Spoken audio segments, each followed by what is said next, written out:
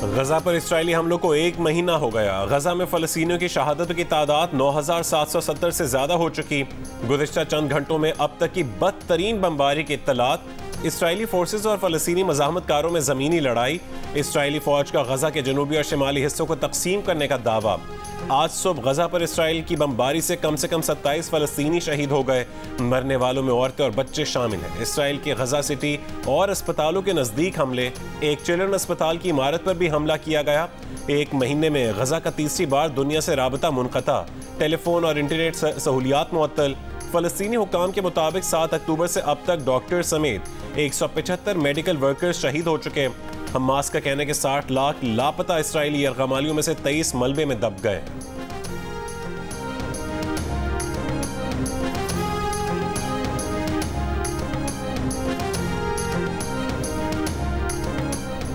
बहुत हो चुका, गजा में फौरी जंग बंदी की जाए। अक़वाम मुत्तहिदा के तमाम बड़े ज़ेली इदारों का यकजुबान होकर मुतालबा।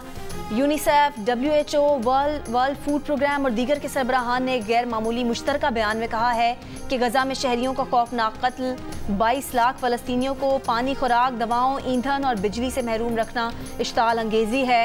फौरी जंग बंदी और तमाम यरगमालियों की रिहाई का मुतालबा। बयान के मुताबिक गजा पर जारियत में 88 एहलकार मारे जा चुके। किसी भी तनाज़े में अक़वाम मुत्तहिदा का ये सबसे बड़ा जानी नुकसान है।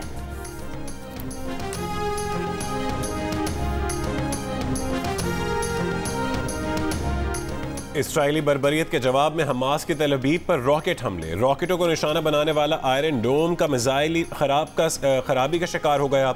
इस्राएल ही में गिर गया। इस्राएली फौज के साथ रिपोर्टिंग करने वाली अमरीकी टीवी के सहाफ़ी का इतवार को हमले में 20 इस्राएली फौजियों के हलाकत का एतराफ़।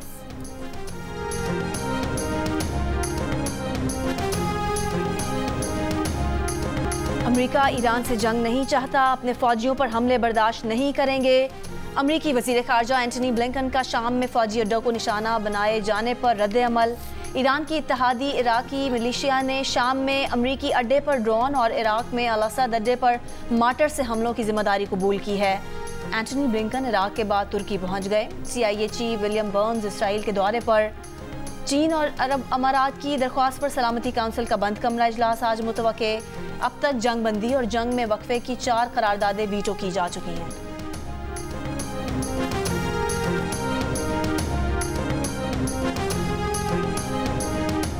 अमरीकी वज़ीर ख़ारजा एंटनी ब्लिंकन के दौरे तुर्की के खिलाफ तुर्क शहर अदाना में एहतजाजी रैली। मुजाहिरीन की अमरीकी फौजी अड्डे में दाखिल होने की कोशिश।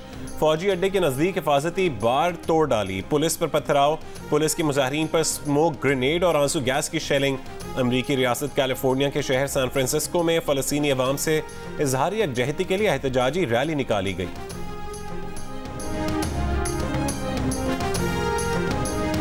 ईरान ने तालिबान हुकूमत के साथ मुश्तरका कार्रवाई में इसराइल खुफिया एजेंसी मोसाद के 3 जासूस गिरफ्तार करने का ऐलान किया है। ईरान के सरकारी टीवी के मुताबिक मोसाद के तीनों एजेंट ईरानी शहरी हैं, जिन्हें दोनों ममालिक के दरमियान पहाड़ी खित्ते से गिरफ्तार किया गया। तीनों अफगान सरहद से ईरान में खुदकुश ड्रोन हमले करने की मुबैना तौर पर मनसूबाबंदी कर रहे थे।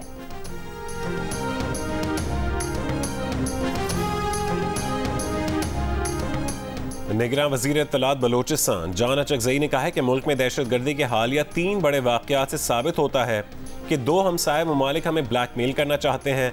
ये साबित हो गया कि भारत एक दहशतगर्द रियासत है। भारत की दहशतगर्दी के बावजूद आलमी ताकतें खामोश हैं। योब में दहशतगर्दी के वाक़े में 6 अफगान बाशिंदे शामिल थे। 40 साल अफगानों की मेहमान नवाजी की जो सहूलियात गैर कानूनी गैर मुल्कियों को दी गई, ये सहूलत अफगानिस्तान में भी नहीं मिल सकती।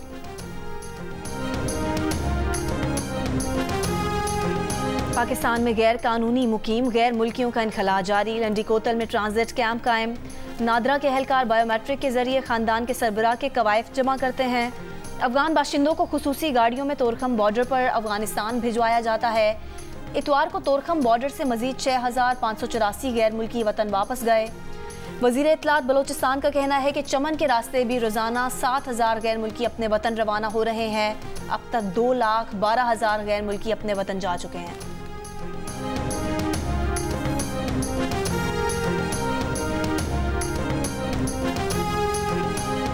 कोयटा में कॉन्गो वायरस का मुश्तबा मरीज इंतकाल कर गया। मुतासरा शख्स को हजारगंजी से तशवीशनाक हालत में फातिमा जिन्ना अस्पताल लाया गया था।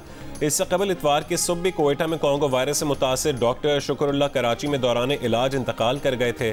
कोयटा में कॉन्गो वायरस के केसेस सामने आने के बाद महकमा सेहत सिंध ने एडवाइजरी जारी कर दी। सूबे के तमाम अस्पतालों को कॉन्गो वायरस से बचाव और हिफाजती इकदाम करने की हिदायत।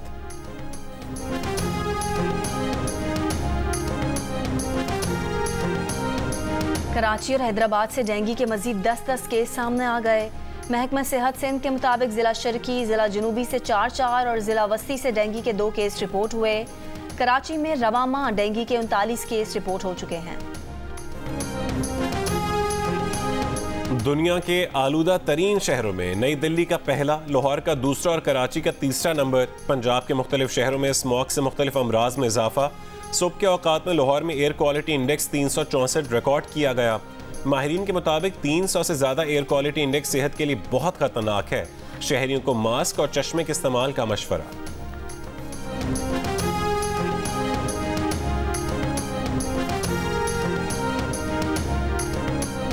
चेयरमैन पीटीआई की 3 दरख्वास्तें जमानतों पर समाअत बगैर कार्रवाई 14 नवंबर तक मुलतवी। प्रोसिक्यूटर छुट्टी पर होने के बायस इस्लामाबाद की इंसदादे दहशतगर्दी अदालत में पेश न हुए। शाह महमूद कुरैशी के वकील ने कहा कि वो अभी तैयार हैं, अदालत उन्हें सुनकर फैसला कर दे। जज अब्बुल हसनात ने कहा कि चेयरमैन पीटीआई की दरख्वास्तों के साथ ही जेल में इसे भी सुन लेंगे।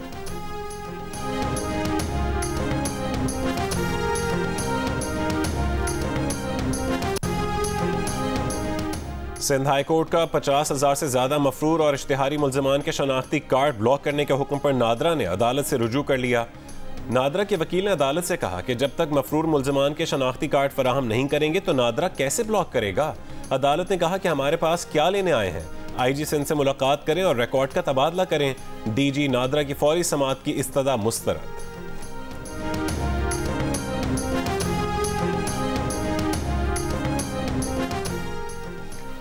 पीपल्स पार्टी ने कराची में ज़िमनी बल्दियाती इंतखाबात में 10 में से 6 नशिस्तें जीत लीं। जमात इस्लामी 2, पीटीआई और आज़ाद उम्मीदवार एक नशिस्त पर कामयाब हुए। पीपल्स पार्टी ने चेयरमैन की 3 नशिस्तें अपने नाम की। ज़िला जनूबी सदर यूसी 12 में पीपल्स पार्टी के वाइस चेयरमैन के उम्मीदवार कामयाब रहे। जमात इस्लामी ने ज़िला वस्ती नाज़िमाबाद यूसी 5 का वार्ड 3 और ज़िला शर्की जिना टाउन यूसी 6 का वार्ड 4 जीत लिया। मलीर गाजी दाऊद बिरोही यूसी 2 वार्ड 3 आज़ाद उम्मीदवार के नाम रहा। पाकिस्तान तहरीक इंसाफ के वाइस चेयरमैन के उम्मीदवार ने जिला जनूबी सदर यूसी 6 की नशिस्त पर फतह समेटी। बारिश बरसाने वाला मगरबी सिस्टम बलोचिस्तान में दाखिल। आज दोपहर से बलोचिस्तान के शिमाल मशरकी इलाकों चमन, किला अब्दुल्ला, पिशीन, ज़ियारत, हरनाई, मुस्लिम बाग, लोरालई में बारिश की तवक्को है। किला सैफुल्ला, योब, मूसा खेल, मस्तूंग और कल्लात में भी बारिश का इम्कान है। कोहे सुलेमान रेंज में बारिश के बायस धानासर के मकाम पर लैंड स्लाइडिंग। बलोचिस्तान और खैबर पख्तूनख्वा के दरमियान बैन सूबाई ट्रैफिक मुअत्तल। नवाज शरीफ का फौज से फड्डा नहीं होगा, मौजूदा मिलिट्री लीडरशिप इंतहाई ईमानदार और काबिल है। सेनेटर इसहाक डार की जिरगा में सलीम साफ़ी से गुफ्तगू। कहा, माजी में एस्टैब्लिशमेंट के जिन लोगों ने पीटीआई की सहूलत कारी की, इस मामले के लिए एक ट्रूथ एंड रिकन्सिलिएशन कमीशन बनना चाहिए।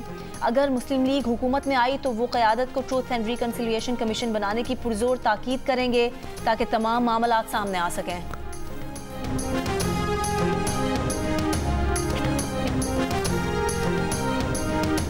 इज्तमाई तौर पर जंग बंदी का मुतालबा करना होगा। हज़ारों शहरियों की मौत को गैर कानूनी जवाब भी फराहम कर रहे हैं, यह काबिल मुज़म्मत है। उर्दन की मलका इरानिया ने हमास और इसराइली तनाज़े की बुनियादी वजह के बारे में एक इंटरव्यू में कहा कि अगर हमने बुनियादी वजूहात का हल ना निकाला तो इन तबाह इमारतों के मलबे से नया ग्रुप उठेगा। इसराइल को ये बात हमेशा के लिए समझ लेनी चाहिए कि तहफ़्फ़ुज़ का मुख्तसर रास्ता अमन है।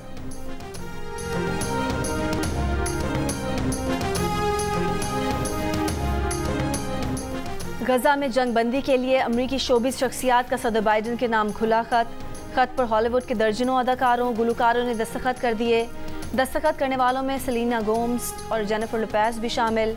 आर्टिस्ट फॉर सीज फायर के उन्वान से खत में गजा में बमबारी रुकवाने और जंग बंदी का मुतालबा किया गया है। वर्ल्ड कप में भारत ने जनूबी अफ्रीका को 243 रन से हरा दिया। 327 रन का हदफ देकर जनूबी अफ्रीका की टीम को 83 रन पर पवेलियन भेज दिया। कोहली की सेंचुरी के बाद बॉलिंग में रविंद्र जडेजा की 33 रन देकर 5 विकेटें। इस जीत के साथ भारत की लीग मैचेस में नंबर 1 पोजीशन पक्की हो गई। अब अगर पाकिस्तान टीम सेमीफाइनल में पहुंची तो पाकिस्तान का टाकरा भारत से होगा।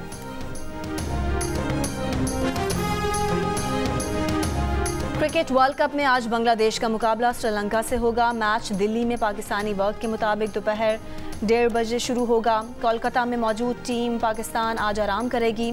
पाकिस्तान टीम 11 नवंबर को इंग्लैंड के खिलाफ मैच खेलेगी।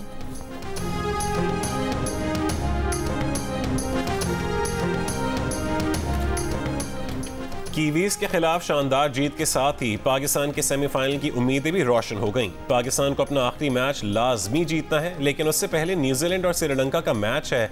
9 नवंबर को श्रीलंका जीते या फिर बारिश के बायस मैच खत्म हो जाए और दोनों टीमों को एक पॉइंट भी मिल जाए, तब भी पाकिस्तान को फायदा होगा। उसके बाद पाकिस्तान 11 नवंबर को आखिरी मैच में इंग्लैंड को शिकस्त देकर सेमीफाइनल में पहुंच सकता है। लेकिन अगर न्यूजीलैंड ने श्रीलंका को हरा दिया तो फिर पाकिस्तान को सेमीफाइनल में पहुंचने के लिए इंग्लैंड के खिलाफ जीत के साथ मखसूस रन रेट भी हासिल करना होगा, जिसका फैसला न्यूजीलैंड की जीत के मार्जिन से तय होगा। भारत और जनूबी अफ्रीका की टीमें सेमीफाइनल में पहुंच चुकी हैं। पाकिस्तान पॉइंट्स टेबल पर 5वें नंबर पर है। 6ठे नंबर पर मौजूद अफगानिस्तान भी अब तक सेमीफाइनल की रेस में शामिल है।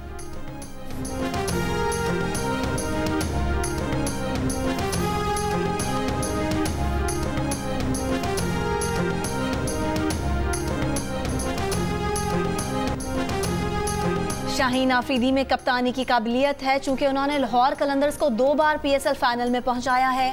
पाकिस्तान क्रिकेट टीम के साबिक कप्तान शाहिद आफरीदी कौमी टीम की कप्तानी पर एक पॉडकास्ट में बात करते हुए कहते हैं कि मेरी कभी ख्वाहिश नहीं रही कि शाहीन आफरीदी को पाकिस्तान टीम की कप्तानी करनी चाहिए। ये भी कहा कि वो खुद बाबर आजम के बहुत बड़े मद्दाह हैं, लेकिन इस वर्ल्ड कप में वो अपनी कारकर्दगी नहीं दिखा रहे, क्योंकि बड़े खिलाड़ी बड़े इवेंट में नजर आने चाहिए। मैं चाहता हूं कि विराट कोहली की तरह बाबर आजम भी टॉप लीग के टॉप खिलाड़ियों में नजर आने चाहिए।